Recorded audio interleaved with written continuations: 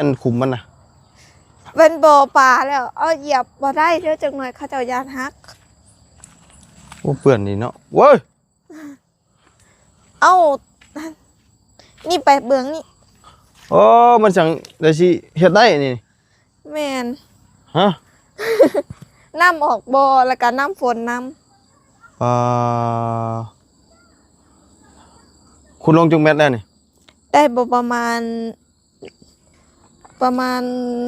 1 เม็ดอันนี้ขุดแล้วหรือบ่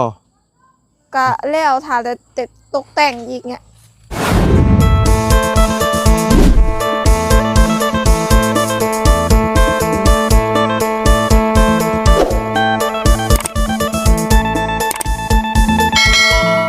โอ้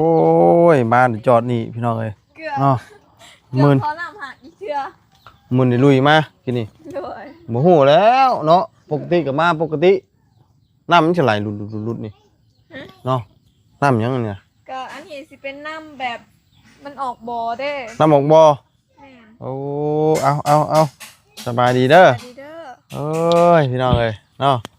มารอบนี้บอกว่ามีน้ำออกบ่อทางเข้าบ่ได้บาดนี้เนาะโอ้เอามาหอดกับมาหาทางนี้เลยพี่น้องมาเบิ่งทางนี้เลยโอ้ยน้ำยังคือเป็นอันนี้เนาะน้ำออกบ่อบ่แม่นน้ำออกบ่อมันเป็นน้ำออกบ่อน้ำฝนตกน้ำออกมาติดินน้ำฝนตกน้ำฝนตกมันเบิดแล้วบ่น้ำฝนตกขนาดนี้นะถ้าบ่มีฝนตกบ่มีน้ำออกมาก็มันออกบ่อเด้บ่ออกบ่น้ำออกฝนตกเลี้ยงไว้เลี้ยงมาอยู่โอ้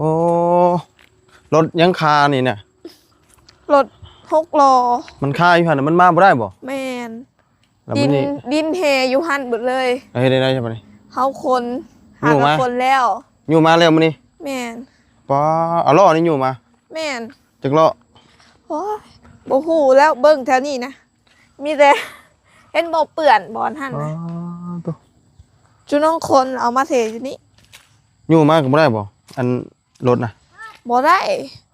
มันขึ้นลึกสิปานนี่พุ่นรถแฮกับรถชายนี่อันเดียวกันบ่เพิ่นมาส่งน่ะแม่นแห่แล้วก็ทรายแล้วก็ปูนหั่นปูนอยู่ตารางเขื่อนนาบาวเนาะมาพร้อมกันเด้อแม่นอันนี้นะหากระชวนแล้วกินนี่โดยหากันแล้วแต่ว่าแล้วตอนประมาณ3 โมง 2 โมงพุ่นเพราะว่าเฮาเฮ็ดบ่ได้หยุดเลยเด้บ่ทันกินดินทรายจังมื้อหนึ่งพอดีว่าออกมาเบิดนี่แม่นจักคนก็ทั้งน้องๆแล้วก็ทั้งหน้าบ่าวฟังนี่น้ำแล้วก็ฟังนี่ซอยกันแต่ว่าเฮ็ดแบบบ่หยุดเลยคำคือเพิ่นแท้ยังว่าเฮาได้อยู่เขาพุ่นเลยเนาะแม่นอันนี้บัดเพิ่นบ่ได้เทอยู่มาถิ่มนี่ไว้นี่อีกจนบ่เว้าบ่เป็นเลยเป็นไดมันเมื่อยแฮงบ่เพราะว่าฝนก็ตกนำเด้ฝนยังตกอยู่เนาะโดยแต่ก็บ่เป็นหยังลำบากมื้อนี้สบายมื้อหน้าแม่นมันก็เบิดแล้วเด้ได้ใช้รถใหม่น่ะนี่บ่รถใหม่น่ะแม่นบ่ดูเนาะเอาถือว่ามาแสดงความยินดีเลยพี่น้องเอ้ยเนาะรถใหม่บ่มีป้ายเนาะมีป้ายอยู่เนาะเหมือนเลข90เลขยัง90เลขนาคบ่แมวบ่จังออกมาก่อนนั้นนี่แล้วนี่ก่อนมือเฮาซื้อเลยบ่จักบ่แม่นตัวนี้แม่นบ่บุญบอกมันบ่ได้ออกมันออกเลขแมวบ่เลขยังก็สีดำเนาะโดยโอ้งามเลยนี่อันนี้โมเมนต์ยังเปื้อนขี้ต้มเนาะแม่นล่างแล้วก็เปื้อนอีกพาลมอะไรจ๊ะบ่มันคือเปื้อนได้จ้ะมันเปื้อนเนาะเพราะว่าเฮาขี่ไปแถวนี้ก็เปื้อนแล้วมื้อใดนี่มื้อวานนี่บ่เมื่อวานเมื่อซืนนี้แล้วมื้อซืนนี่ปลาโตพี่น้องเนาะใหม่ๆสดๆเลยนี่เนาะบ่วุ่นมันป้าวันนี้เฮามีข่าวดีอีกมีหยังอีกน่ะมีข่าวดีเรื่องห้องน้ำมาทางบ่อเสียงเพิ่มบ่แม่นประมาณ10 ล้านโตมีแต่โชคลาภตัวนี่เนาะโดยทางประตูมาบ่ได้เบิดบ่ค่ะทางประตูหันบ่เบิดมีแต่6 ล้านปลายได้แต่ท่อบ่ โดยได้โทรแล้วก็ยังอยู่งบทางอายเพิ่นแต่ว่าก็ยังบ่ทันได้สั่งบล็อกอิหยังบ่เฮาบ่ฮู้คือกันนำ โดยใครอยู่มาอันนี้เจ็บท้องสิได้สบายแน่ โดย บ่ไหวได้เจ็บท้องโดดสิตายได้ให้อันคุมมันน่ะ เป็นบ่อปลาแล้วเอาเหยียบบ่ได้เดี๋ยวจักหน่อยเขาเจ้ายานฮัก โอ้เปื้อนนี่เนาะเว้ย เอ้านี่ไปเบื้องนี่ โอ้มันจังได้สิเฮ็ดได้นี่ แม่น ฮะ น้ำออกบ่อแล้วก็น้ำฝนน้ อ่าคุณลงจุงเม็ดแล้วนี่ ำได้บ่ประมาณ1 เม็ด อันนี้ขุดแล้วเหรอบ่ ก็แล้วถ้าจะตกแต่งอีกเนี่ยอีกเทื่อนึงแต่ว่าคันบ่แล้วก็ยังบ่หลายดอกได้บ่ประมาณ20 เซนหรือว่า10 เซน โอ้ปีนี้หนูบ่เฮ็ดกระยางของน้ำเอาปลามาเลี้ยง บ่เฮ็ดกระยางของน้ำปีนี้ โดย เพราะว่ามันเฮ็ดบ่ได้แล้วนี่ เนาะ โดย บ่ได้ปีนี้เนาะ โดย เพราะว่าน้ำมันเต็มหมดเลย แม่น ไผขุดนี่นะ ทั้งนาบาวแล้วก็ทั้งน้องๆน้ำแล้วก็ทั้งคอยกระขุดน้ำแต่ว่า โดย ทั้งนาบาวสิหลายกว่า อ่า คอยเห็นมีแต่ตักดินอยู่นี่ก็ไปถมอยู่หั่น ตอนขุดนี่ก็น้ำออกแม่นบ่ ออก ต้องขุดไปน้ำสระไปน้ำ แม่น ก็ลำบากเด้นี่เนาะ โดย ท่อนี่4 ท่อนี่เอาลงวิทย์แล้วบ่เอาลงนี่ ก็ยังบ่ฮู้คือกัน หมู่วิทย์ โดยแต่ว่านาบาวบอกว่าวิทย์อยู่แต่ว่าอยู่เข้าไปอยู่ในอีกก็ต้องตกแต่งอีกเทื่อเพราะว่าอาจสิ มันขุดบ่ได้ มันก็ขุดได้แต่ว่ามือหั่นนั้น มันมีน้ำ บ่ทันแต่แบบ ตก ฝนตกพร้อมแล้วแบบมันมืดแล้วเด้เขาเจ้าก็เลยโจะก้อนละตกมื้อนี้ละพอดีฝนตกแห้ง มื้อนี้ก็ตกแม่นบ่ มื้อนี้ก็ตกแล้วก็เมื่อคืนนี้ฝนตกแห้งเด้ อืม เขาเจ้าก็เลยออกน้ำเป็นแบบนี้ แล้วเขาเช็ดได้ต่อบัดนี้ ก็มื้อใดที่เฮาสิเฮ็ดห้องน้ำแล้วมีแต่เฮาแบบเอาน้ำมันนี้ออก เอาออกอยู่มันก็สิออกอีกนะ แม่นออกก็สิออกอีกโดย โอ้แบบนี้บ่ได้เนาะ โดย อุ๊ยอุ้ย โอ้ตายแบบนี้โอ้ยต้องนำได้นี่ยืนอยู่ใกล้นี่บ่ได้เด้อ เนาะ โอ้ยมึงไงพี่น้องเอ้ย แล้วตกใจ บ่มหัวพลาดตรงนี่บ่ได้เด้นี่เนาะ โดย อันท่อนี่ได้เพิ่นมาส่งต่างหากบ่หรือว่าได้นี่นะหรือว่ามาส่งพร้อมกันกับอัน เขาประสงค์ก่อน ก่อนเฮบ่ แม่นเพราะว่าอันนี้ละเขาสั่งแบบเจ้าหนึ่งเด้คนละเจ้า อ๋ออันนี้เจ้าเวียด แม่น อันนี้เจ้าอันน่ะ คนลาวเฮา คนลาวพ่อบ้านนี่เนาะ แม่น มีหันเดียวอันนี้เจ้าพ่อบ้านอันนี้เจ้าอีกเจ้าหนึง โดย แล้ววันนี้มื้อใดเพิ่นสิมาเฮ็ดได้นี่นะ อ๋อมื้อ ตัวนี้นะยังบ่ฮู้คือกันมีแต่ฝนบ่ตกคือกับว่าฝนบ่ตกนี่ก็เขาเจ้าสิโทรทางเบาเสียงบ่ได้ยินเบาเสียงบอกว่า เพราะว่าฝนตกตลอดช่วงนี้ก็เฮ็ดบ่ได้ อืมเฮ็ดบ่ได้เนี่ยคือว่าเนี่ย โดย คือฮู้นะมันเฮ็ดบ่ได้ แม่น ตอนนี้นั้นงบมาเต็มระบบแล้วห้องน้ำเนาะ โดย อืมเฮาสิหันหน้าไปทางใดนี่ ก็ยังบ่ฮู้คือกันบางเทื่อก็หันหน้าไปฝั่งพูน หันหน้าฝั่งนี้ แม่นเพราะว่าหันหน้าคือกับเพื่อนนั่นบอกบ่ฮู้คือกัน อืม ได้ยินเบาเสียงบอก แต่ก็งบหันได้ยินเบาเสียงบอกว่าอาจสิบ่พอแต่ก็บ่ฮู้คือกันบ่พอหลายบ่พอน้อยก็ยังบ่ฮู้ ได้ ต้องได้สะเลาะเบิ่งก่อน อืมได้เอาเป็นนี่ได้คือบ่เอาทางนี้ของน้ำ หึ คือบ่เลือกทางนี้นี่ ก็บ่ฮู้คือกันเบาเสียงบอกว่าก็ถามทางทีมงานบักหลายๆแต่ข้อยก็คิดว่าฟังนี้ก็ดีแล้ว แม่นบ่ โอ้ย อืมยันว่าอย่าเอาลงทางนั้นจึงเข้าท่ากว่า โดย อืมอันนี้อยู่อันนะอยู่ระหว่างเทิงนี่เลยเนาะ โดย บอนเดียวกันเลย บอนหั่นก็สิเฮ็ดเป็นหน้าเฮือนเลย บ่ โดย เอาเนาะกะงบของน้ำมาครบแล้วเนาะ โดย อืมตัวเทพื้นนี้แม่นยังเทบ่ได้ แม่ยังเทบ่ได้ อืมแล้ววันนี้เฮซ้ายนี่พอดีป่ะ ก็ยังบ่ฮู้คือการขาดเรือสำใดก็ยังบ่ฮู้มีแต่ถ้าเบิ่งเขาเจ้าเฮ็ดได้ขาดก็สิต่อเติมต่างหากได้ยินบ่เสียงบอกแบบนี้ อืมเนาะก็มีทางรถมีทางห้องน้ำพี่น้องไอ้บ่บุญกลับมารอบนี้ถือว่าเพิ่นมีข่าวดีเนาะ โดย ได้ทั้งรถได้ทั้งห้องน้ำ โดย แต่ว่าห้องน้ำนี่ยังสิโดนเติบอยู่เพื่อสิได้ แม่น เพราะว่าตอนนี้ฝนตก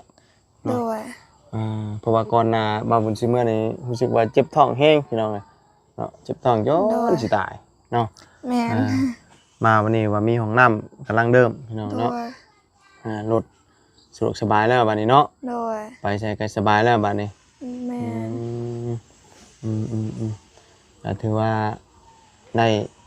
สิสมบูรณ์แบบได้แล้วนี่เนาะ แม่นโดย ก็ถือว่างามพี่น้องเอ้ยใหม่เอี่ยมเนาะ โดย รถรางทางน้องป๊อปเพิ่นก็มีแล้วบัดนี้ โด ห้อย งน้ำก็สิได้แล้ว แต่ว่าห้องน้ำนี่ต้องตักน้ำออกก่อนชมชื่อห้องน้ำอยู่เนาะ โดย คำชี้ว่าบ่แม่นห้องน้ำก็บ่แม่นนี่เนาะ โดย มันมีแต่น้ำก่อนเด้ แม่น อันนี้เพิ่นเอิ้นห้องน้ำของแท้เนาะ โดย ห้องน้ำของแท้ได้แบบนี้เนาะ โดย มีแต่น้ำเลยแล้วบัดนี้อันนี้ได้เรื่องขึ้นเงินขึ้นชาติได้มื้อใด เบาเสียงบอกว่าก็เทพื้นก่อน เทพื้นก่อน โดย แต่ก็บ่ฮู้ว่ามื้อใดบัดนี้ แม่น บ่เว้าง่ายก็ยังบ่มีกำหนดนะเนาะ โดย ยังหาสรุปมื้อวันบ่ได้ โดย เพราะว่าสรุปมื้อวันบ่ได้ก็คือนี่แหละพี่น้องเอ้ยเพราะว่า มันยังบ่ได้เทพื้นเพราะถ้าเทพื้นน่ะกำหนดมื้อวันได้เนาะ แม่น เอาก็เบิ่งน้ำกันว่ามื้อใดแท้เนาะ โดย อันนี้ขึ้นอยู่แล้วบ่ถึง ทั้งน้องๆเพิ่นก็ทยอยกันนอน2มื้อนี้แล้ว แต่ว่าทั้งแม่ก็ยังบ่ได้นอน แต่ว่าน้องผู้น้อยหั้นเพิ่นสิขึ้นไปนอน บ่ โดย ขึ้นนอนก่อน แม่น คนเครื่องขึ้นนอนแล้วบ่ฮะปอดูโอ้ยไปยุงหลายบ่นี่ แม่น หนียุงเปื้อนพี่น้องเอ้ยอันนี้เด้อไผสิเอาไปปลูกนี่ ว่าสิเอาไปปลูก แต่ว่ายังบ่ได้ไปเทื่อ สิไปปลูกใช่ตัวนี้ ก็บ่ฮู้คือกันให้ทั้งหญ้าค่อยปลูกเพิ่นบอกว่าสิไปปลูกแต่จัก แสดงว่านี่เอาแกงกินบ่แล้วเนาะ แม่น บ่เหลือแล้ว โดย บ่เลยพี่น้องเอ้ยมารอบนี้บ่เหลือหยังเลย เหลือหยังเลย เนาะ ยังอยู่เด้นี่ค่อยบ่ฮู้คือกันจักผู้ใดเอาเด้ ฮะ อาจสิทางหน้าบ่าวบ่จัก บ่ ยังอยู่นี่ก็ยัง พอดีแกงเด้นี่เนาะ โดย แต่ว่าปลาเหี่ยวก็บ่ได้แล้วนี่ซ้ำนี่นะพอดีนี่กำลังขึ้นตัวนี้ แม่น อยากแต่ว่า แหน่งมันนี่ก็แซ่บเลย ฮะ มันอ่อนแฮง แม่นกระเนียงมันได้แซ่บมันอ่อนนี่เด้ แม่น แต่ว่าปลาไว้กันบ่ได้แล้วนี่ เพราะว่ามันน้อยเนาะ โดย ต้องหลายๆเพื่อมันจะหลายมันก็น้อยขึ้นเคี้ยวขึ้นสูงขึ้นพุ่นแล้วก็ แม่น บ่ได้แล้ว โดย ถือว่าแกงกินเรื่อยๆเนาะตัวนี้ก็ โด ได้ ย เด้ออันนี้เนี่ยนายู่เอาดินตัวนี้มาใส่น้ำบ่ แม่นยังบ่ทันได้เคลียร์เทื่อ อันนี้ยังฉัน ฮะเป็นขี้เลื่อย เออ กระสอบเลื่อยว้ายน่ะฝนตกตลอด เฮ็ดหยังบ่ได้คือว่านั่นเนาะเพราะว่ามันบวมเบิดเลย เพราะทางนี้ฝนตกติบ่นี่ติ ฮะ ทางนี้นะ บ่เรือเลย คือว่าได้ทางมาก็ตกอยู่แต่ว่า ตกตั้งแต่เมื่อคืนนี่จนหอดมาเช้านี่ฮักกะเช้าตกประมาณ10 โมง 11 โมง เมื่อคืนนี่น่ะบ่ได้ตก ว้า มาตก อยู่ ช่วงเช้า ตกแห้งขนาดเลยฟ้าห้องบักแห้ง ฝนตกบนทั่วผ้าเนาะ ๆ โดยอืมอืมอืมอืมอ่าก็มีแต่ว่ารอให้มันหยุดมันหย่อนแล้วจังดำเนินการเรื่องเทพื้นเนาะโดยแล้วจังอันว่าหามื้อหาวันขึ้นเฮือนพี่น้อง โด เอ้ย ย อืมอืมอืมอืมปัดกวาดแล้วมาแล้วทั้งเทิงนะเนาะ โดยมีแต่ตอนนี้เราดำเนินการตัวห้องน้ำนะ โดยแม่ แล้วสร้างนี้สร้างได้ฉบับนี้ ก็ยังบ่ฮู้คือกันแต่ทางบ่เสียงบอกว่าอาจสิเป็นสร้างเฮ็ดเทเฮือนน้องเลี้ยงบ่จักอ๋ออืม โด อืม ย อ๋ออาจจะเอาสร้างนั่นเนาะ โดย อืมราคายังฮู้หรือบ่ทันได้ฮู้ ก็ยังบ่ทันได้ฮู้อืมอืมยังบ่ฮู้ครับว่าสิ โดย ได้จ้างราคาใดเนาะก็บ่เกิน โดย 4-5 ล้านเนาะ โด ประมาณ ย นี้นะราคาถ้าว่าสร้างเก่านะ โดย สร้างที่เคยเฮ็ดนะประมาณนี้ แต่สร้างอื่นน่ะบ่ฮู้เพราะว่าสร้างอื่นบ่แม่นหยังมันบ่แม่นสร้างเขาเคยเฮ็ดแล้วมันสิแพง โดย เนาะอ๋ออันนี้คือหากันอยู่แล้วมื้อนี้ติ แม่น อืมมาเมื่อวานนี่เหรอเฮน่ะ แม่นมาเมื่อวานนี้แต่ว่ามาตอนแรงพอดีฝนตกหำเลย แล้วเฮ็ดให้มันบวมมาดิเนาะ โดย บืนบ่ได้เด้อติ ฮะ มันบืนบ่ได้เด้อบืนแล้วมันยิ่งกันว่าเป็นคุมลงแม่นบ่ โดยแม่นไปบ่ได้ อันนี้ใช่ติเนาะ สาย ว่าไงเท่ากับมื้อนี้น่ะคนมาเบิดมื้อเลยจังหะ แม่นขุดมาตั้งแต่เช้า แล้วบัดนี้รถบ่บุญสิออกบ่ได้บัดนี้ เนาะ มันลุบลงน่ะเนาะเหยียบห้อยเก่าไปสิฮู้ แม่นค่อยกะบ่ทันเห็นคือกัน อ๋อ ได้ยินเสียงอยู่แล้วก็แลนเห็นรถอ้ายเข้ามาแล้ว ของแนวคิดว่ามันบ่ได้เปลี่ยนหยัง เห็นอยู่ว่ารถเฮถอกหันบ่คิดว่ามันบวมมันนะ โดย บ่คิดว่ามันลงปานนั้น มันลงลึกแฮงอลีแค่นเข้าไปอีกรถอ้ายไปบ่ได้แล้ว บ่ แม่มันลึกกว่าหันอีก ยังติดเลย แม่น อืม เช็ดเท่าไรดี อยู่อีกมื้อนี้เจ้า สิ บ่ ได้อ เป็น ยู่ หยัง คนหลายอยู่บ่ กะก็บ่หลายก็หาแล้ว จะคนฉันอยู่มื้อน่ะวานนี่ กะหลายคนอยู่เขื่อนตัวนี้นํแล้วก็เขื่อนมีหลายคนเขาเจ้ามาลิ้นหั่นน่ะ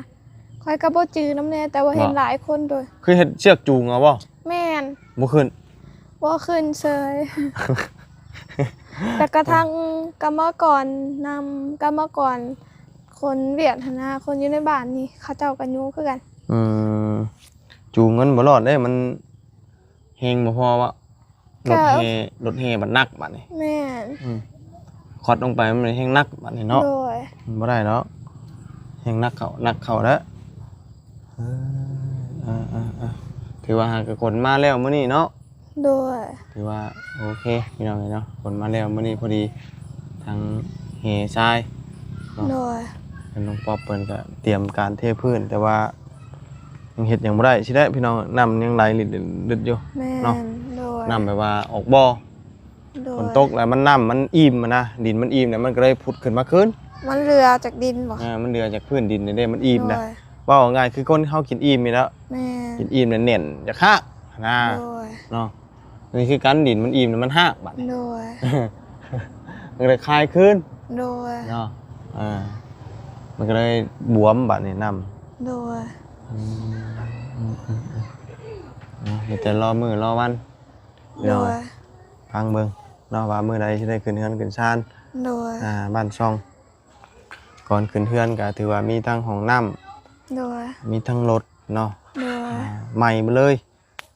ถ้ามีห้องน้ำเลี้ยวก่อนใครอยู่เนาะขึ้นเฮือนเนาะ กะแห้งสบาย นั่นแหละจังว่ามันสิสบายเนาะ โดย เวลาเจ็บท้องเจ็บหยังจังบ่ได้อันกังวลเนาะ แม่น จังสิว่าได้เข้ารถนะ โดย มื้อนั้นเจ็บท้องเกือบตายมื้อน่ะน้องหมักหนาวจนเตะคนจนลุกวะ โดย มันเจ็บท้องแฮงมีแต่ว่าติดตามเมืองน้ำกันเรื่องของน้ำของในเนาะ โดย เรื่องเทพื้นถามว่าเพิ่นเทได้มื้อใดก็แม่นมาต่อ โดย นั่นแหละอีกหลายมื้ออยู่แล้ว แม่น เพราะว่ามันสถานการณ์ตอนนี้มันเฮ็ดหยังบ่ได้ โด คือย ฝนเนาะ โดย คือสิได้นี่เฮทรายนี่ก็ยังหาก็เอามาได้เพิ่นถอยหลังบ่เข้ามา แม่นเพิ่นถอยหลังคันเพิ่นเอาหน้าเขามากกะอาจสิได้แต่ก็บ่ร้อยคือกันจักได้หรือบ่ได้ อืม เอาหน้าเข้ามาให้กระติกเนาะ โดย ออกเข้าบ่ได้มันต้องเทลงดิ แม่น มันต้องเทนะออกบ่ได้บัดนี้ โด เท ย เนาะเฮทรายลงก่อน โดย มันมีทางออกอีก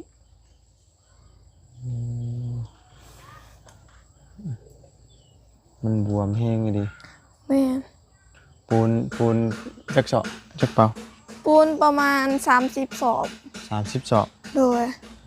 เทเนาะเทหอบหมดเลยนั่น โดย ตัวนั้นเนี่ยท่านได้ช่างมาบ่ตัวห้องน้ หึ ำตัวห้องน้ำยังบ่ อ๋อ ต่างหากบ่ ยัง อันนี้ต่างหากเนาะ แม่แล้วนี่ต่างหากตัวหั่นกับต่างหากเพราะว่าตัวหั่นเราเป็นทางเบาเบาตูนทั้งนี้เราเป็นเบาเสียง อืมของทางประตูนี่หากได้มาแต่ไม่ได้มาโทรเนาะ โดย แต่ว่าเขาอันตัวคุดนี่เขาไม่ได้จ้างติ บมีแต่อาศัยทางนาบาวแล้วก็ทางน้องแล้วก็คอยนำแล้วก็อีกผู้หนึงมาเอาแหงนาบาวแล้วก็สิไปส่งคืนบางเทื่อก็ให้ทางน้องชายไปส่งคืน โดย โดย แรงเฮงกันเนาะ โดย และดีแล้วเนาะของน้ำของในก็ได้แล้ว โด รถ ย รางก็ได้แล้วทั้งเทพื้นกับกำลังเตรียมการ แต่ว่ายังเฮ็ดบ่ได้อีหยังก็ได้เนาะ โดย มารอบนี้ถือว่าโชคดีหลายอย่างพี่น้องเนาะทั้งของน้ำของในทั้งรถรถก็มาเจ้ามักสีดำบ่หรือว่าจังได โดย ได้ใจอะนะ โดย อืม เพราะว่ายันมันเปื่อนไว้ เนาะ โดย แสดงก็มักสีเดียวกัน เพราะว่าบางวันนี้ส่วนหลายมักสีดำ โดย สีดำเพราะว่าเสื้อผ้ายังก็มักใส่สีดำเลย โดย มันยังบ่เปื้อน โดย สีขาวนี่มันเปื้อน มันเปื่อนคือกัน คือรถคือกันรถกับสีขาวมันเปื้อน เปื่อน ไว้ ไว้โดยถึงอีหยังหน่อยเดียวกับเพชรคือกับเปื่อนร้าย แม่นเนาะแต่ว่าเราต้องแล้วก็โอ้ยยุงเลยเนาะเอาสีที่เขามักกันนะ โดย เรามาถามก่อนบ่ลุงหนวดว่ามักสีใดบ่ อืมบ่ทางเขาเอาไปสื่อเอง อ๋อนี่เจ้าไปชื่อเองนะบ่ โดยไปสื่อเองอยู่เวีย อ๋อเจ้าไปชื่อกับใคร ไปสื่อกับนาบาว บ่ โดย อ๋อนี่คือไปชื่อเองเลย โดยไปซื้อเองทางโรงรวจเพิ่นมอบเงินให้ไปซื้อ อ๋อลุงหนวดเอาเงินให้ไปชื่อเองเลย โดย อ๋อโดยเนาะเป็นอันว่ารถจากเวียดพี่น้องเนาะ โดย คิดว่าแบบว่าเราซื้อมาให้เลยนะ โด บ่เนาะ ย อ๋อนี่คืออันน่ะไปซื้อเอง แม่นไปซื้อเอาเอง โดยเลือกซื้อเองมาเลยเนาะเพราะว่าส่วนหลายทางนี้มันใกล้เวียดเป็นสิไปหาซื้อเองพี่น้องยิ่งนั่งยิ่งยุ่งหลายบัดนี้ โดย คำมาเลยเนาะ แม่น เราบุญคากะมาฮอด ฮักกลับมาหอนมากิน แม่น บ่ มาฮอดก็เล่นเขามานี่เลยนี่ อ๋อโด เนาะ ย เล่นมากกับข้ากี่ตมเจ้านี่มีแต่ให้เจ้าได้หาเชือกควายมาดึงเด้อบัดนี้เด้อ โดย ฉันบ่ได้เด้นี่ต้องหาเชือกควายมาดึงเด้อเจ้า โดย ออกบ่ได้เด้มีแต่ว่ารออีกจักหน่อยพี่น้องเอ้ยเนาะมื้อใดสิได้ขึ้นเฮือนขึ้นศาลเนาะอีกหลายมื้ออยู่ดอกเพราะว่าฟังเบิ่งเทพื้นก่อนเนาะมันแห้งมันหยังหั่นนะเผลอๆจะมาเบิดเดือนพุ่นจักบ่ ก็ยังบ่ฮู้คือกัน ทั้งเมืองเนาะ โด โอ้โห ย เฮาก็ได้ยิงตามจากฝนฟ้าอากาศเนาะ โดย ฟ้าอากาศมันบ่ได้ก็มันตามนี่แหละ โดย ตอนนี้ก็ถือว่าอยู่เฮกับชายมาแล้วพี่น้อง แม่ เนาะเบิดมือเบิดเว้นแล้วก็ตากฝนโยกมารอบัดอันนี้2อันเนาะ แม่ ยัง มี ดี แต่ อยู่ สอน ยังดีอยู่รอ2อันกับรออันเดียวป้าต้องแฮงกระติก โดย โอ้ยยุงกัดกับรออันเดียวแฮงกระติก แม่น คนมาที่ระยางก่อนแม่นบ่ แม่นคนมาที่ระยางตอนเช้ากับคนดินสายนี่ตอนเที่ยงกับคุณแฮ มาที่ระยางเนาะ โดย โดยโอ้ยไปฉันมาบุญออกกันได้บาทนี่ โดย เนาะเดี๋ยวจังไรกันเดี๋ยวจังพ่อกันใหม่เด้อ โดย ยก็ขอขอบคุณทาง FC และทางผู้ใหญ่ใจดีนำเด้อที่เขามาชมคลิปนี้แล้วก็ขอให้อายเดินทางปลอดภัยขอพระเจ้าอวยพรเด้อโดยเนาะเอาจึงติดตามเบิ่งกันว่าสิเป็นจังไดพี่น้องกันเนาะทางมาบุญก็หากันมาฮอดมาถึงมีแต่ว่าเชือกขาวเชือกอันนั้นเนี่ยมันดึงรถนี่เด้อรู้สึกว่าสิออกบ่ได้แล้วบาดนี้เอาดีใจน้ำของในเนาะรถล้างมาแสดงความยินดีน้ำลังพี่น้องเอ้ยเราได้รถใหม่ต้มไก่ผูกแขนนะบ่นี่บ่ผูกแขนบ่ได้